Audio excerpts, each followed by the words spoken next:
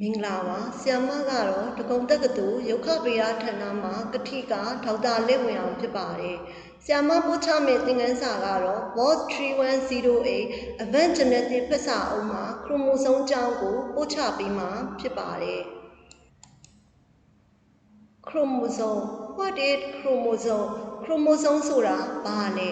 ဆဲဒါမှမဟုတ်ရှင် organism သက်ရှိသွေးရှိဂျင်းဗီဇတွေကိုတည်ဆောင်ထားတဲ့ organization ကိုခရိုမိုဆိုးလို့ခေါ်ပါတယ်အပင်တစ်ပင်နဲ့တစ်ပင်သက်ရှိတစ်ခုနဲ့တစ်ခုမှာရှိနေတဲ့ခရိုမိုဆိုးတွေရဲ့အရေးအတွက်အရွယ်အစားပုံသဏ္ဍာန်တွေဟာဆိုရင်တူညီမှုမရှိဘဲနဲ့ကွဲပြားနေတာကိုတွေ့ရပါတယ်ခရိုမိုဆိုးတွေကိုဆိုလို့ရှိရင် deoxyribonucleic acid လို့ခေါ်တဲ့ DNA နဲ့ protein များဖြင့်ဖွဲ့စည်းထားပါတယ်ခရိုမိုဆိုးတွေကိုဆိုရင် cell ရဲ့ nucleus ထဲမှာတွေ့ရပါတယ်ခရိုမိုဆိုးရဲ့အဓိက activity ကတော့ replication ဆောင်ရွက်ခြင်းနဲ့ transcription ဆောင်ရွက်ခြင်းပဲဖြစ်ပါတယ်ခရိုမိုဆိုးမှာဆိုလို့ရှိရင်အလယ်မှာ centromere လို့ခေါ်တဲ့ကြည်လင်တဲ့အပိုင်းလေးပါရှိပါတယ်ဒီစန်တိုမီယာလေးဟာဆိုရင်ခရိုမိုဆိုးကိုအပိုင်းတစ်ပိုင်းဖြစ်ခွဲထုတ်နိုင်ပြီးတော့မှတစ်ပိုင်းစီကိုခရိုမိုဆိုး M လို့ခေါ်ပါတယ်ခရိုမိုဆိုးမှာရှိနေတဲ့အမြင်ကိုတော့ sister chromatic လို့ခေါ်ပါတယ်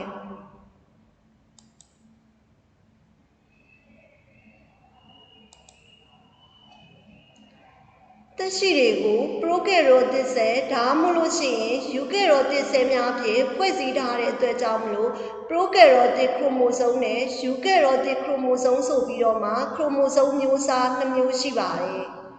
prokaryotic chromosome ဆဲတစ်ခုတည်းနဲ့ဖွဲ့စည်းထားတဲ့သက်ရှိတွေကတော့ဘက်တီးရီးယား archaebacteria နဲ့ virus များပဲဖြစ်ပါတယ် prokaryotic cell မှာဆိုလို့ရှိရင် nucleus မရှိတဲ့ကဲ့သို့ဖြစ်နေတဲ့အကြောင်းကို membrane ပေါင်းလေးမပါရှိပါဘူး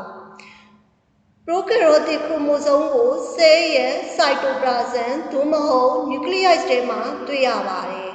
prokaryotic chromosome ဟာဆိုရင် a single circular double stranded အနေနဲ့ရှိပါတယ်အမြင့်နှန်းလေးတစ်ခုဟာဆိုလို့ရှိရင် circular ဖြစ်နေပါတယ် DNA fragment လေးရဲ့အသေးငယ်ဆုံးသောအစိတ်အပိုင်းဖြစ်တဲ့ဒီလူခရိုမိုဆိုးကို plasmid လို့လည်းခေါ်ပါတယ် eukaryotic chromosome eukaryotic chromosome ဟာဆိုရင် single linear double stranded အနေနဲ့ရှိပါတယ်အမြင့်နှန်းလေးတစ်ခုဟာဆိုလို့ရှိရင် linear ဖြစ်နေပါတယ်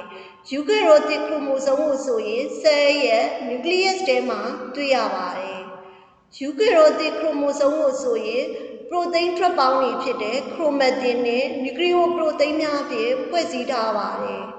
eukaryotic chromosome မှာဆိုရင် sister chromatic လေးနှစ်ခုဟာဆိုလို့ရှိရင်အစုံလိုက်ပါရှိနေပါတယ် human body မှာဆိုလို့ရှိရင် chromosome လေး23စုံရှိပါတယ်22စုံသည် autosome ဖြစ်ပြီးတော့မှကျန်တစ်စုံကတော့ female ဖြစ်ခဲ့မယ်ဆိုရင် XX နဲ့ male ဖြစ်ခဲ့မယ်ဆိုရင် XY ဆိုတဲ့ sex chromosome တစ်စုံပါဝင်မှာဖြစ်ပါတယ်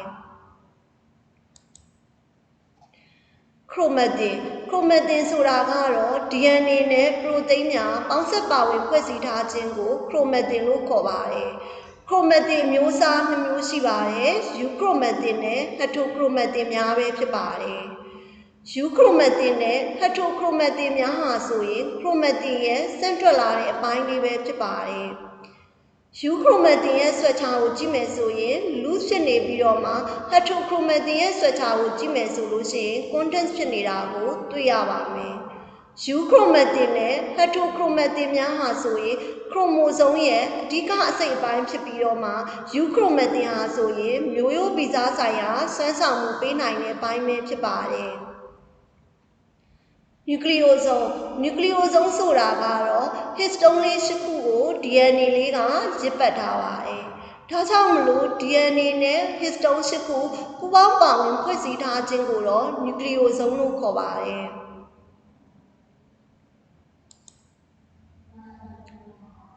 histone What's optimal in histone မျိုးစား2မျိုးရှိပါတယ် cold histone နဲ့ linear histone တို့ပဲဖြစ်ပါတယ်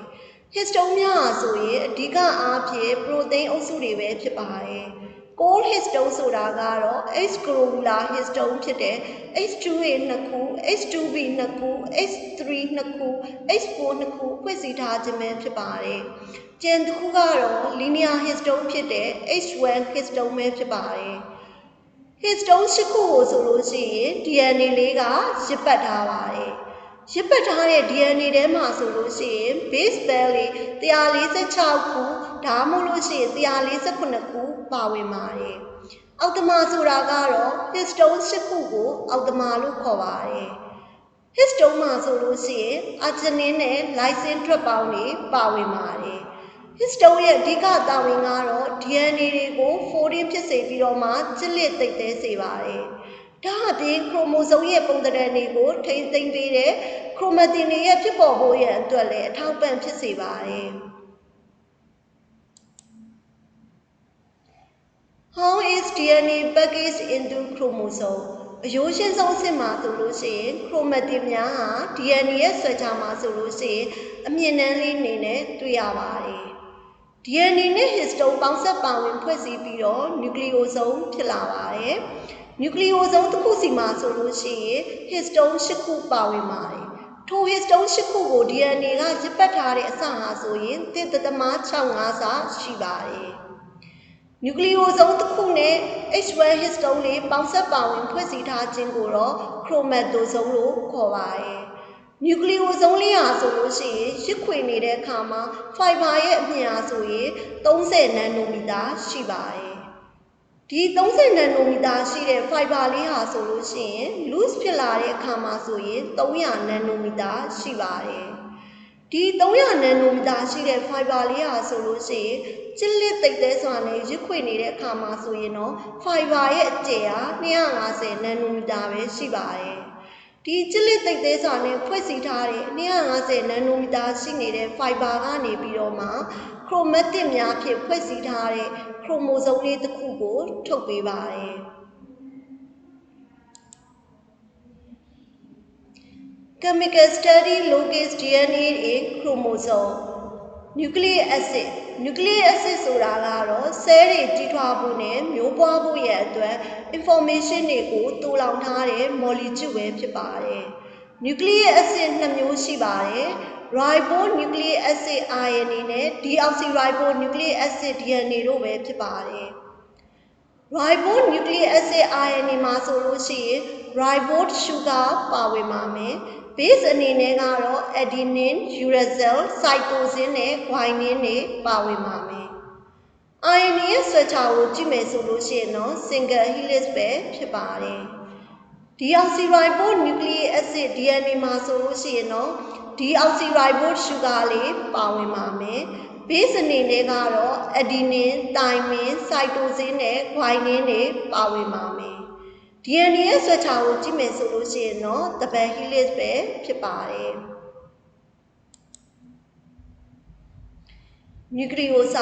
nucleoside ဆိုတာကတော့ nitrogenous base နဲ့ sugar ပါဝင်ပေါင်းစပ်ဖွဲ့စည်းထားခြင်းကို nucleoside လို့ခေါ်ပါတယ်။ nucleotide ဆိုတာကတော့ nitrogenous base ရဲ့ sugar ရဲ့ phosphate လေးရဲ့ပါဝင်ဖွဲ့စည်းထားခြင်းကို nucleotide လို့ခေါ်ပါတယ်။ phosphodiester bond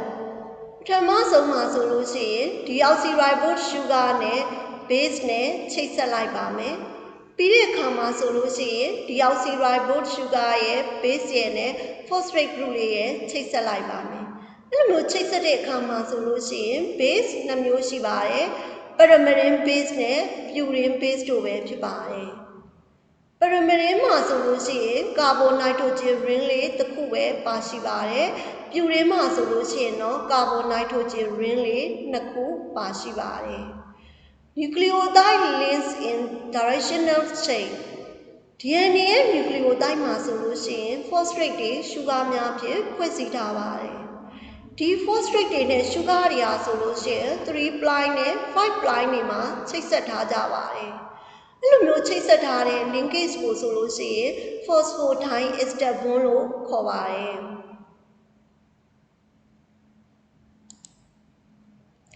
ဆက်လက်လေ့လာရတဲ့အတွက်ကတော့ self assessment ဝတ်ချင်များပဲဖြစ်ပါတယ်